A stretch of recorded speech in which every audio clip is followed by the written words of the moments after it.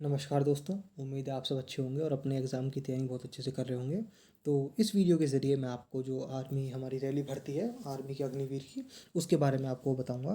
तो जैसा कि आप देख रहे हैं कि मैंने ये जानकारी इनका जो ऑफिशियल नोटिफिकेशन है उसी से उठाई है। तो मैं ना अपनी तरफ से कोई आपको उल्टी सीधी जानकारी नहीं दूंगा। जो गवर्नमेंट का अप्रूव्ड है, जो नोटिफिकेशन है, उसी के द्वारा जानकारी दूंगा। और आप भी किसी जो इधर उधर मिथ फैल रहा हो उस पर विश्वास ना करें। जो कि गवर्नमेंट ने जो ऑफिशियल जानकारी दी है उस पर विश्वास करें। क्योंकि देखो, अब ये पहली बार अग्निवीर की हमारे बैच लिए जा रहे हैं, तो सबको पूरी जानकारी नहीं है। कोई भी जो इधर उधर उल्टी सीधी बात फैला दे रहा है उसी पे सब लोग विश्वास कर रहे हैं। तो सबसे पहली चीज़ कि भाई, जो आप लोगों को ऑलरेडी पता होगी कि भाई, जितने भी बच्चे एक बैच में सेलेक्ट किए जाएंगे उनमें से सिर्फ 4 साल बाद 25% को आगे एनरोल किया जाएगा और 75% को सेवानिवृत्त कर दिया जाएगा और उनको उससे आउट कर दिया जाएगा, 75% बच्चों को। हालांकि इसमें ऐसी कोई दिक्कत वाली बात नहीं है, जैसा कि गवर्नमेंट ने किया है, कुछ ना कुछ ऑफकोर्स सोच कर ही किया होगा। तो उसके बाद बात आती है, भाई आपको पता चल गया कि वो करोगे, उसके अपनी 25% लोग बच्चों को ही लिया जाएगा, उसके बाद उसको लिया जाएगा, बाकी सबको आउट कर दिया जाएगा। वो उनके साथ अलाउंस वगैरह दिए जाएंगे, उनको सैलरी वगैरह दी जाएगी, जो भी उनकी इकट्ठा होगा और जिसको हम सेवा निधि बोलेंगे वो आगे आएगा, उसके बारे में भी बताऊंगा मैं आपको। हाँ, उसके बाद अगला पॉइंट आता है कि आपको छुट्टियाँ कितनी दी जाएंगी। देखो, इस नोटिफिकेशन के मुताबिक सरकार आपको साल में 30 दिन की छुट्टियाँ देगी। और अगर कोई आपको बीमार वगैरह हो जाते हो तो उसके हिसाब से मेडिकल एडवाइस पर आपको छुट्टियाँ मिल जाएंगी। उसके बाद जो आपके पे और अलाउंस है, देखो सरकार ने जो आपका पे है वो 1 साल का फर्स्ट ईयर का फिक्स कर दिया है, जो कि आपको 30,000 रुपये मिलेगा ही मिलेगा। उसके बाद 30,000 पे जो जो आपको अलाउंसेस हैं उसके ऊपर, जैसे कि अलाउंस पे आपको आपका क्या, आपका जो अलाउंस हैं उनमें आपको क्या क्या मिलेगा। उनमें आपको हार्डशिप अलाउंस मिलेगा, रिस्क एंड हार्डशिप अलाउंस मिलेगा, जो कि अभी आगे आएगा। Sorry, risk and hardship allowance मिलेगा। जैसे कि आपकी वो जैसे कि आपकी कहीं सेवा सेवा कहीं हार्ड इलाके में होगी, जैसे जम्मू कश्मीर में होगी, लद्दाख में होगी, या किसी भी XYZ किसी भी इलाके में जहाँ पे रहना थोड़ा मुश्किल है, तो वहाँ पे उसके हिसाब से आपको अलाउंस मिलेगा। हालांकि ये आर्मी बहुत अच्छा अलाउंस भी देती है। और उसके बाद आपको ड्रेस एंड ट्रैवल अलाउंस भी मिलेगा। और उसके बाद यही सब है। फर्स्ट ईयर में आपकी 30,000 रुपये सैलरी होगी, जिसमें से 21,000 आपको इन हैंड मिलेंगे और 9,000 रुपये आपके जमा हो जाएंगे। सेकेंड ईयर में यही सैलरी बढ़कर आपकी 33,000 हो जाएगी। और उसी हिसाब से कुछ कुछ पैसा आपका, जैसे कि 9,900, ये कुछ पैसा आपका उसमें जमा होता रहेगा, आपके अलग से उसमें जमा होता रहेगा। और जितना भी आपका पैसा होगा उतना ही गवर्नमेंट उसमें ऐड करेगी। जितना पैसा आप जमा करोगे उतना ही गवर्नमेंट उसमें ऐड करेगी। और 4 साल बाद आपको जितना आपका पैसा इकट्ठा हुआ और उतना ही एक्स्ट्रा गवर्नमेंट अपनी तरफ से ऐड करके आपको दे देगी। जैसे इसमें लिख रहा है, फोर्थ ईयर में आपको 40,000 रुपये मिलेंगे और उसके साथ जो भी अलाउंस आपको मिलने हैं वो मिलेंगे। उसके बाद जैसा अभी बताया ना मैंने, सेवानिधि पैकेज मिलेगा। हाँ, तो 4 साल बाद आपको 5,000 5.02 लाख रुपये आपके जमा हो जाएंगे, जो आप अपनी सैलरी में से कट के जमा कराएंगे।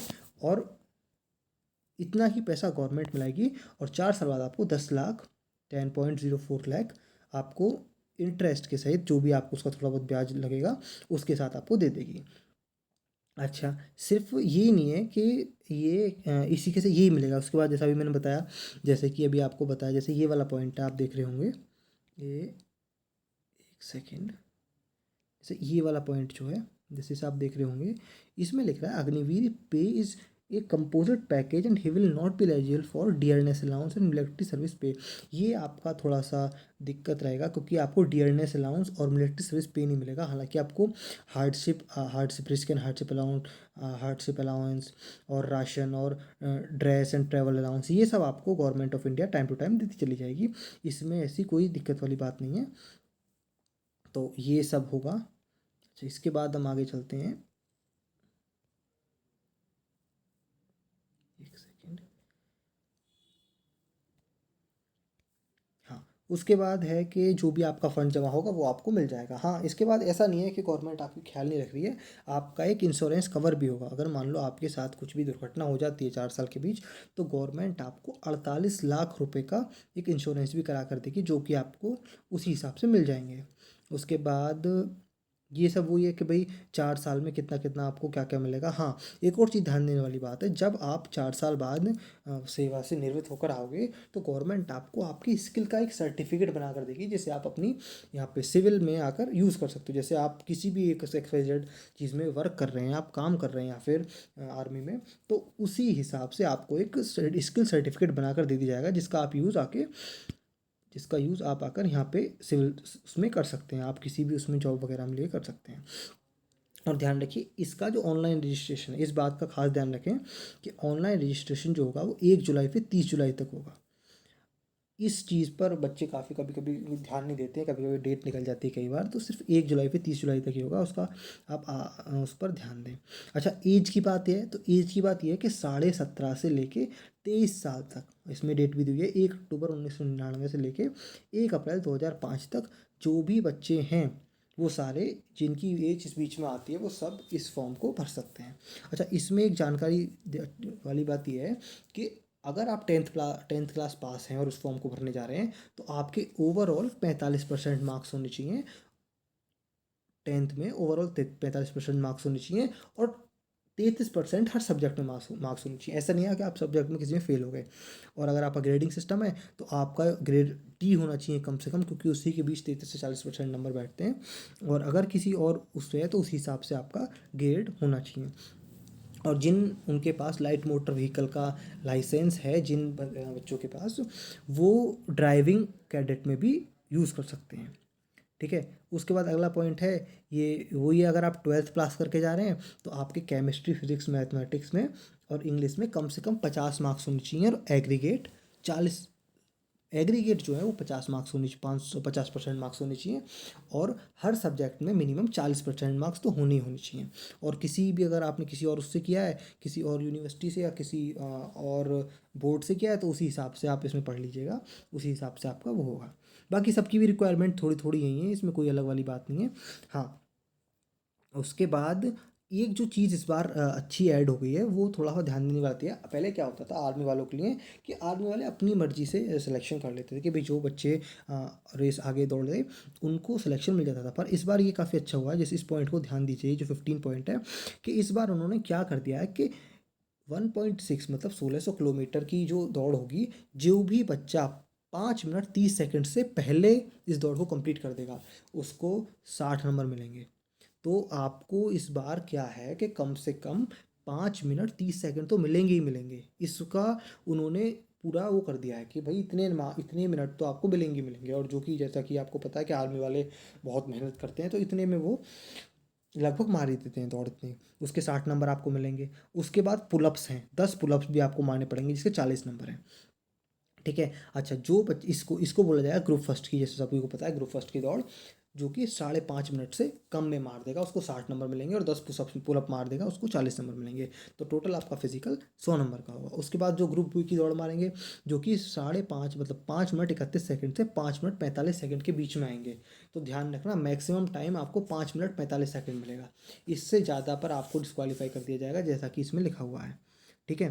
तो ये है कि आपको 5 मिनट 45 सेकंड का टोटल टाइम मिलेगा। तो 5 मिनट 31 सेकंड से लेके 5 मिनट 45 सेकंड तक जो भी बच्चे आएंगे उनको 48 मार्क्स दिए जाएंगे। ठीक है। जो 5 मिनट 30 सेकंड से पहले आ रहे हैं उनको 60 मार्क्स दिए जा रहे हैं, और जो 5 मिनट 30 सेकंड के बाद आ रहे हैं, चाहे आप 1 सेकंड ही क्यों नहीं ले रहे, उनको 48 मार्क्स दिए जाएंगे। ठीक है।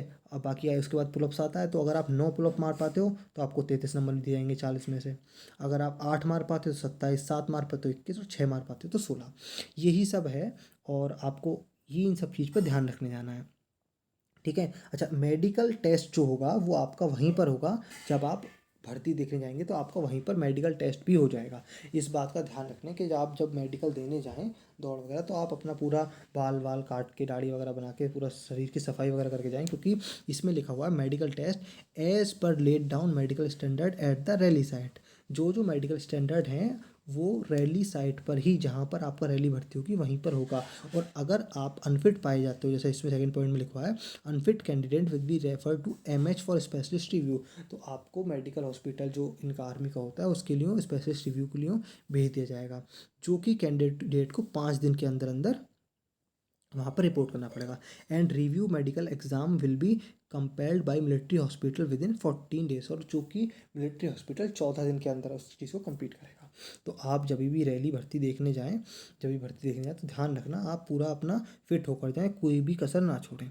उसके बाद आपका रिटन एग्जाम होगा, जो कि आपको पता है। हाँ, एक चीज़ ध्यान रखना, जो फ़ोटो कभी कभी हम क्या करते हैं, फ़ोटोग्राफ वगैरह ऐसे ही जल्दी जल्दी में खिंचवा लेते हैं, तो ऐसा ना करें। फ़ोटोग्राफ वाइट बैकग्राउंड पे ही खिंचवाएं और ध्यान से खिंचवाएं थोड़ा, क्योंकि कभी कभी बहुत सारे फॉर्म फ़ोटोग्राफ की वजह से भी रिजेक्ट हो जाते हैं। और कम से कम 20 कॉपी तो आप अपने पास रख ही रखें। ठीक है। अच्छा, अब क्या क्या आपको एजुकेशनल सर्टिफिकेट हैं जो कि ले जाने की ज़रूरत पड़ेगी।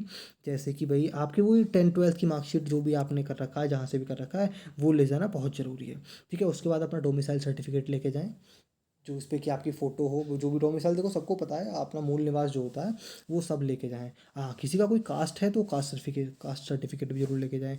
और अगर आप किसी और रिलीजन से, हिंदू के अलावा और किसी रिलीजन से, जैसे सिख हो गया, मुस्लिम हो गया, क्रिश्चियन हो गया, तो आप अपना रिलीजन सर्टिफिकेट भी ज़रूर लेके जाएँ। बाकी स्कूल का कैरेक्टर सर्टिफिकेट भी आपको ले जाना सही रहेगा, कोई दिक्कत वाली बात नहीं है। अच्छा, मैरिड अनमैरिड सर्टिफिकेट, इसकी कोई ज़रूरत नहीं है। अगर आप वो हैं, अगर आप अनमैरिड है, इसकी कोई दिक्कत, इसकी कोई खास ज़रूरत पड़ेगी नहीं, जैसा मुझे पता है, पर आपका अगर है तो उसे भी लेके जाएँ। ठीक है। उसके बाद जो है, उसके बाद हाँ, उसके बाद अगर आप एनसीसी सर्टिफिकेट वगैरह है आपके पास, तो कहने का मतलब ये है कि आप जिस भी उसमें है, आपने कोई भी एक्स्ट्रा करिकुलर, एक्स्ट्रा सिर्फ पढ़ाई से अलग कुछ भी किया हुआ है, चाहे एनसीसी किया हो, चाहे किसी स्पोर्ट्स में किया हो, तो उसका सर्टिफिकेट ले जाना बिल्कुल ना भूलें।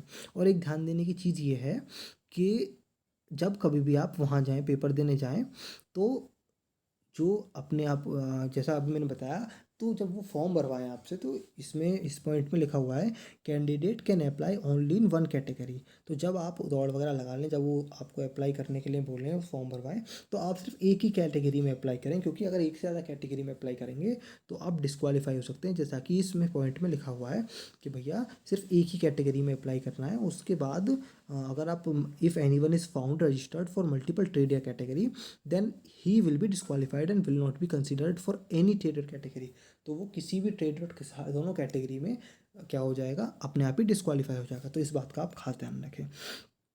बाकी मोटी मोटी जानकारी है। और हाँ, आधार कार्ड वगैरह अपना भाई, जो भी आपका आइडेंटिटी प्रूफ है, चाहे 10th की मार्कशीट हो गई, 12th की मार्कशीट हो गई, आधार कार्ड हो गया, पैन कार्ड हो गया, ration card, sorry ration card क्यों होगा, आपका ड्राइविंग लाइसेंस हो गया, इन सबको अपने पास रखिए। देखो ये तो जागरूक उस जागरूक जो नागरिक है, जागरूक नागरिक हैं, उनकी भी एक अपनी वो बनती है जिम्मेदारी कि वो अपने ये सब चीज़ें अपने ध्यान रखें। तो मोटा मोटा यही है आपके इसमें। और कुछ इसमें ऐसा है नहीं जो आपको दिक्कत वाली बात है। तो जो जो मैं चीज़ें मैंने बताई, उन पर आप थोड़ा ध्यान देना। और अगर कोई टैटू वगैरह है आपका, तो उसके बारे में आप उसके बारे में आप उसका सर्टिफिकेट वगैरह, एफिडेविट वगैरह बनवा के ले जा सकते हैं हाथ वगैरह पे।